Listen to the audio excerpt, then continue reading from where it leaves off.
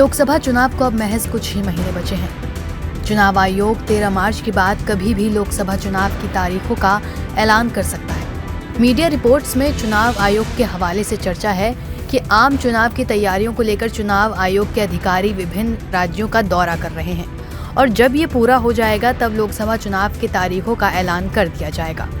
लोकसभा चुनाव में राज्य चुनाव आयोग की क्या तैयारियां हैं?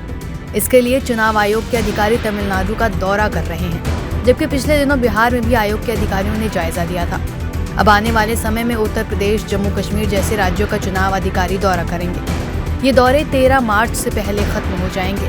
ऐसे में चुनाव आयोग 13 मार्च के बाद कभी भी लोकसभा चुनाव की तारीखों का ऐलान कर सकता है। आम चुनावों को लेकर विभिन्न दलों की तैयारियां भी पूरी हैं।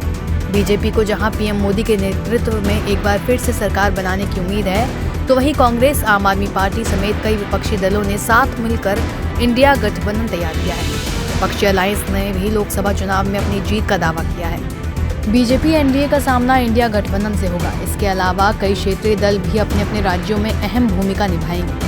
बता दें कि पिछला लोकसभा चुनाव 2019 में हुआ था, जिसमें बीजेपी को बड़ी जीत मिली थी।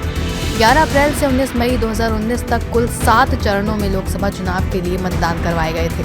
वहीं नतीजों का ऐलान 23 मई 2019 को हुआ था। इन चुनावों में बीजेपी ने 303 सीटों के साथ बड़ी जीत दर्ज की थी।